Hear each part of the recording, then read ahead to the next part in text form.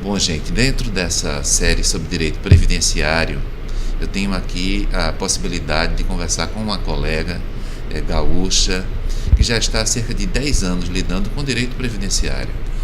Antes de lidar com direito previdenciário enquanto juíza, trabalhou como estagiária, trabalhou na Justiça Federal, não foi, Liz? Liz Correia, lá em Porto Alegre. Fala um pouquinho, Liz, dessa sua trajetória em Porto Alegre até o Nordeste. Eu queria agradecer o convite, fiquei muito honrada e agradeço demais essa oportunidade. Eu comecei, o meu contato com o direito previdenciário já foi no estágio. Eu fui estagiária da Justiça Federal por 2 anos e todo esse período eu fiquei na turma recursal. E o grande volume já era direito previdenciário. Daí quando eu passei no concurso para servidora, já fui lotada também desde o início num juizado previdenciário. Isso lá em Porto Alegre ainda. Eu fiquei durante 7 anos como servidora lá no Sul, sempre no juizado previdenciário. E quando fiz o concurso para magistratura, passei uns 4 meses no interior de Sergipe, aqui, numa vara única, e logo em seguida já vim para Recife num juizado que, apesar de não ter competência exclusiva em previdenciário, é o grande volume, né? Então, eu digo, a minha vida profissional quase toda foi com o direito previdenciário, que se tornou uma grande paixão. Diz uma coisa, a Liz vai nos ajudar,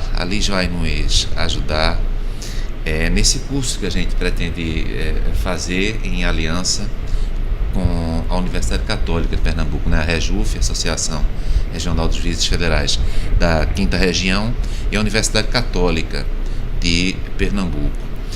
E aí, Cris, fala um pouquinho do teu trabalho, da tua matéria, do direito previdenciário nos juizados especiais federais.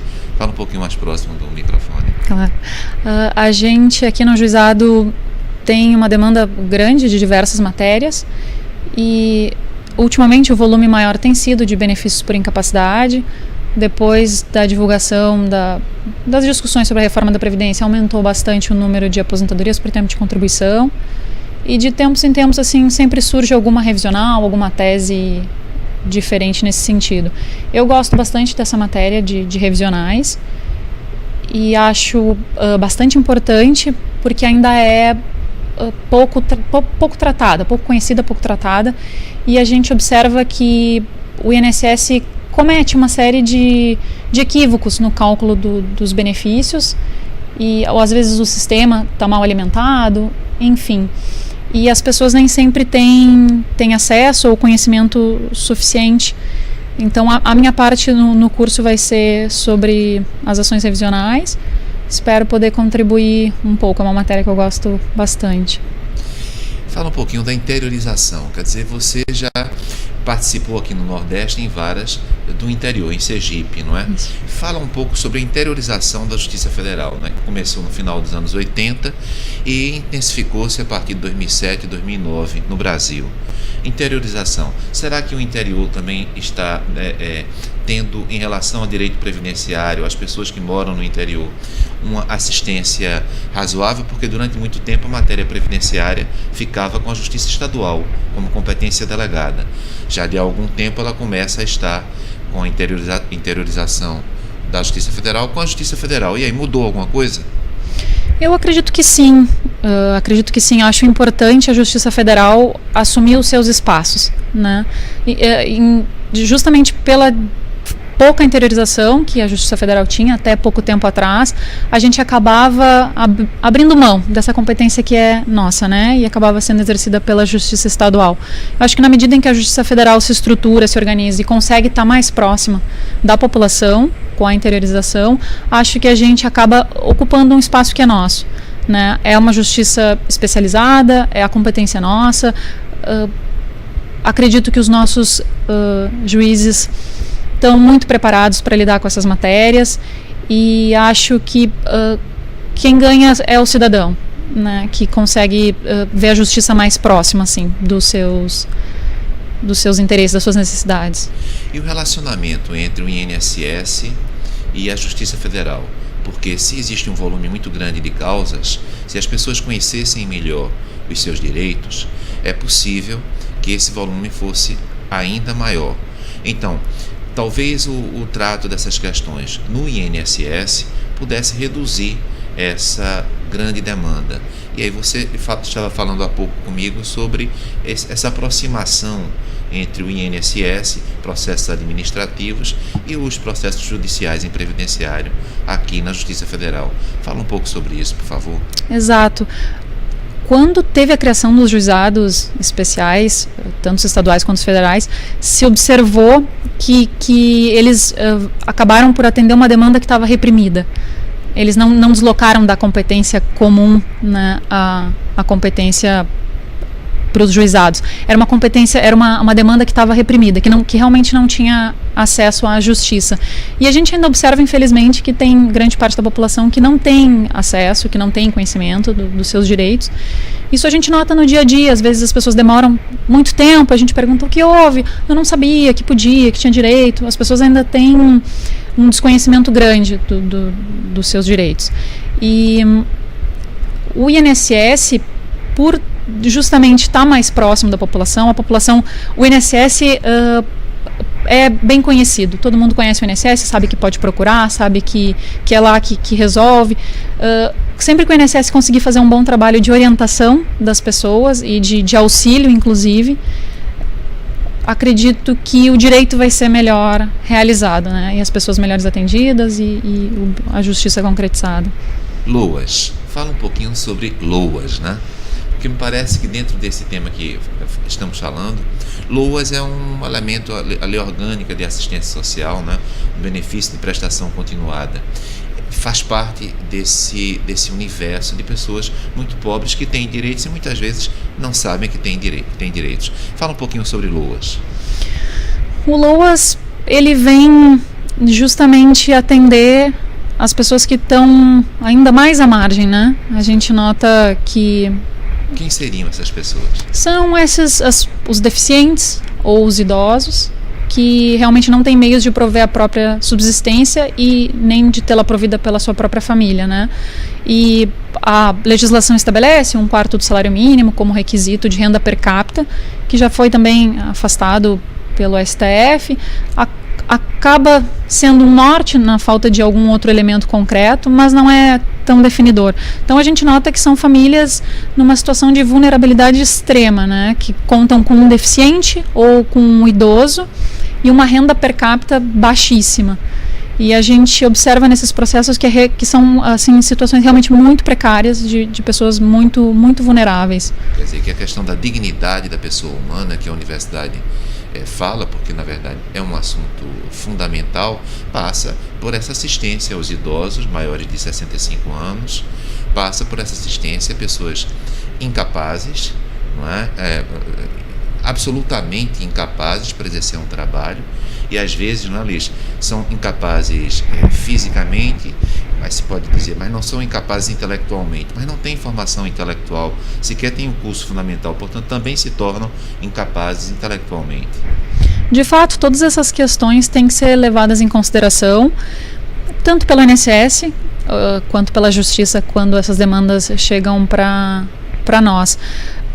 Às vezes, em função do contexto em que a pessoa está inserida, de total ausência de recursos públicos, pessoas analfabetas, pessoas que nunca tiveram acesso a ensino, realmente não sobram muitas oportunidades, assim. Então tem que ser analisado todo esse contexto, até para definir a questão da capacidade para o trabalho ou incapacidade. E aí vem o processo eletrônico, porque os juizados estão integralmente em web, em linguagem web. Só que no primeiro grau há a possibilidade de a pessoa ir ao juizado sem advogado, mas é necessário que haja o processamento eletrônico. A questão da atermação, eu acho que muitas pessoas não conhecem nem o nome, mas como é que está essa questão de fazer com que uma pessoa chegue aos juizados pela via web, quando ela não tem noção do que seja processo eletrônico?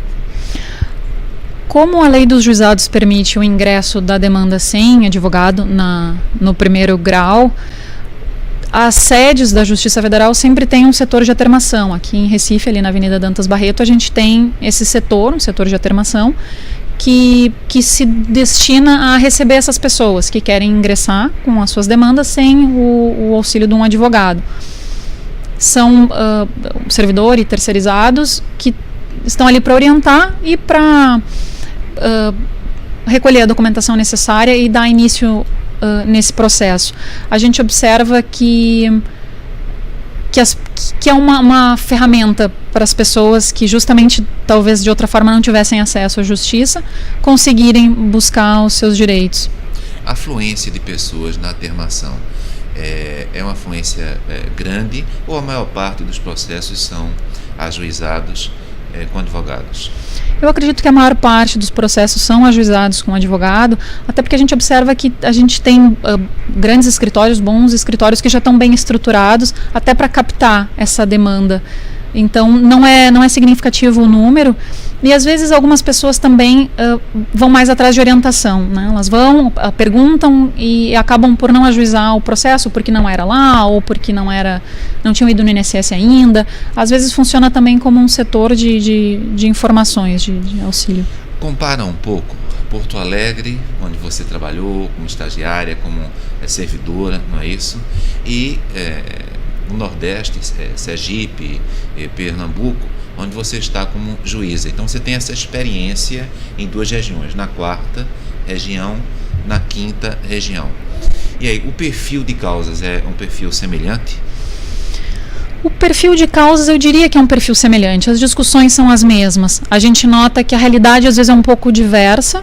A realidade do segurado especial é bastante diversa no Sul do que aqui no Nordeste. Explica, entra no detalhe. Assim, a gente observa que no Sul, a maior parte da agricultura familiar no Sul, ela é largamente desenvolvida por imigrantes, por colonos que vieram. Então é uma agricultura diferente, é uma agricultura de subsistência, mas a gente nota que é uma agricultura já um pouco mais estruturada. Perfeito. Que conta com adubos, com fertilizantes, que conta às vezes com algum maquinário, que conta, eles têm uma estrutura mais organizada, notas de bloco de produtor rural, venda do excedente, para já cooperativas, para pessoa jurídica, que é uma estrutura que a gente ainda não nota no segurado especial aqui do Nordeste. Eles têm, portanto, na região sul, mais consciência dos seus próprios direitos? Você percebe isso ou não? Talvez sim. Talvez sim. Pode ser, acredito que sim. Acredito que sim. Então, talvez nós estejamos aqui no Nordeste ainda mais defasados também em relação ao direito previdenciário, o que justificaria, de alguma maneira, também essa nossa iniciativa. Com certeza. Né? No curso de permitir que mais advogados, permitir que pessoas de outras áreas, assistentes sociais, médicos, tenham acesso a esse conhecimento. O que tu achas de nós tentarmos atingir tanto o egresso das universidades, os recém-formados, mas também os advogados especialistas, advogados que querem se especializar, mas ainda não estão especializados, e profissionais como de assistência social, médicos, para conhecerem melhor como funciona. Afinal de contas, muitas vezes fazem pareceres, não é? Para fundamentar as decisões. Fala um pouco sobre isso, esse diálogo do direito previdenciário com a sociedade. A ideia desse curso acho que é justamente essa, né? A gente ampliar o debate. É uma matéria ainda negligenciada pelas faculdades, na maioria delas é uma disciplina eletiva, e é um ramo do direito muito importante, não só para a Justiça Federal, que é responsável por grande parte da demanda, mas também por representar a concretização de um direito fundamental, né, tão importante. Então eu acho que a ideia é essa, ampliar o debate para todos que querem conhecer mais, para os que querem se atualizar, para os que querem... A ideia é realmente um diálogo, uma troca de ideias, que a gente consiga trazer um pouco da nossa experiência do dia a dia, para ser um curso voltado para essa prática que a gente tem. Esse é o diferencial, né? Trazer os colegas que estão em contato diário com essa matéria, para ter essa troca, né, da nossa experiência diária com a matéria e do outro lado também, né, o que está sendo discutido, o que está sendo visto, que a gente consiga... Juízes, juízas. Eu tenho a impressão que hoje em dia nós já temos muitas juízas federais, não é? Há advogados na área previdenciária. Há também esse equilíbrio? São muitas as advogadas na área previdenciária? Eu acredito que sim, que hoje está bastante equilibrado. A gente nota um número bastante equilibrado de advogadas mulheres e de advogados homens, jovens, mais experientes. Acredito que a gente já alcançou um equilíbrio. Me dá aí uma palavra final, né? Porque você, na verdade, veio aqui, a gente está tendo a possibilidade de te escutar, não é? Faz parte do corpo docente desse curso, desse LLM, e eu fico muito feliz por isso, nós estarmos conseguindo fazer esse primeiro curso LLM em Direito Previdenciário. E eu queria que tu falasses um pouco assim, uma mensagem para quem está nos escutando, né? Para as juízas, para os advogados e advogadas, enfim, distintamente, não é? Sobre a nossa iniciativa. Quero deixar o convite que todos que tenham algum interesse, alguma necessidade de se especializar mais no direito previdenciário, ou que só gostem mesmo, que venham discutir conosco, que esse curso está sendo preparado com bastante carinho, bastante cuidado, para que a gente consiga promover um diálogo e uma troca de conhecimento bem proveitosa. Muito obrigado, Liz, muito obrigado a vocês.